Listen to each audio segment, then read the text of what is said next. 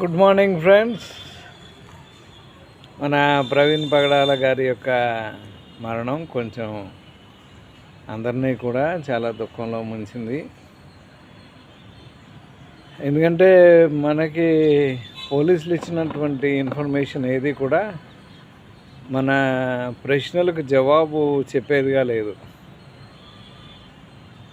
కారణం ఏంటంటే dead body finger print తోటి ఫోన్ ఓపెన్ చేసామని చెప్పడమే నాకు పెద్ద అనుమానం అది.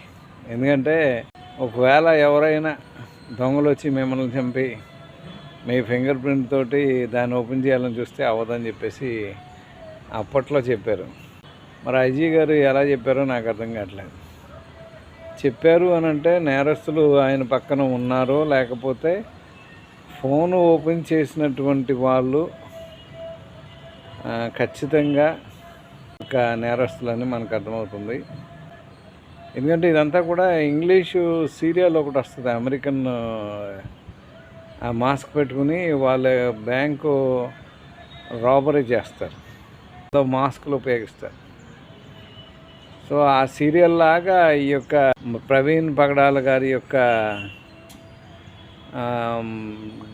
డెత్ మిస్టరీ అంతా కూడా కనబడుతుంది. ఆ సీరియల్ టైప్లోనే ఉంది అది.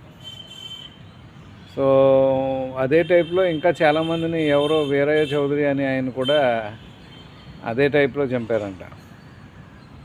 సో ఇప్పుడు ఏది విత్తితే అది మనం కోస్తాం. పోలీసులు అయినా సరే ఎవరైనా సరే మన వాళ్ళు చాలామంది చంపబడతారు. ఏది విత్తితే ఆ పంటను కోస్తాయి. ఇప్పుడు మామిడి టెంక విత్తితే ఒక మామిడి చెట్టు వస్తుంది, ఎన్ని కాయలు కాస్తుంది? సో విత్తనం ఒక కొంచెడు విత్తితే ఎన్ని బస్తాలు పండుతాయి? సో అది తక్కువ ఉండదు. చెడు విత్తితే చెడు పంట కోస్తారు. సో ఇది పోలీసులు కానీ ఏ వ్యవస్థ అయినా సరే తప్పు అనేది జరగనివ్వకూడదు. తప్పు వలన బైబిల్ ప్రకారం కూడా మనం ఏది విత్తుతామో ఆ పంటను కోస్తాం. కాబట్టి ఖచ్చితంగా ఈ విషయంలో న్యాయము జరిగేటట్టుగా మనం చూడకపోతే దాని ఫలితం చాలా దారుణంగా ఉంటుంది. సో అటువంటి ఫలితం అమాయకులైన ఎవరి మీదకి రాకూడదని, ఈ శాపం ఎవరి మీద ఏలుబడి చేయకూడదని మనం అందరం ప్రార్థన చేద్దాం. ప్రవీణ్ గారు చనిపోయారు, పర్లేదు, దేవుని స్తోత్రం. ఆయన దేవుని సన్నిధిలో ఉంటాడు. ఆ కుటుంబాన్ని దేవుడు విడిచిపెట్టడు. సింహం పిల్లలు అడుక్కుంటాయి కానీ దేవుని నమ్ముకున్నటువంటి వాళ్ళ పిల్లలు అడుక్కోవడం అనేది ఎప్పుడూ జరగదు. సో ఆయన భార్య పిల్లలు అందరినీ కూడా దేవుడు విడిచిపెట్టడు. ఇప్పుడు ఆ శాపం ఎవరి మీదకి రాకూడదు. సో మనం వాళ్ళ కోసం మనం ప్రార్థన చేద్దాం. ఎందుకంటే వాళ్ళకి తెలియక, అంటే ముందే చెప్పేశారు వాళ్ళు. యాక్చువల్గా హమాలి ప్రసాద్ అంట, తర్వాత లలిత కుమారు, ఇంకొక ఆయన ఎవరు, ఒక హోమోసెక్షువల్ గే ఉన్నాడు కదా, ఆయన పేరు రాధా మనోహర్ దాసో ఏదో ఉంది, హోమోసెక్షువల్.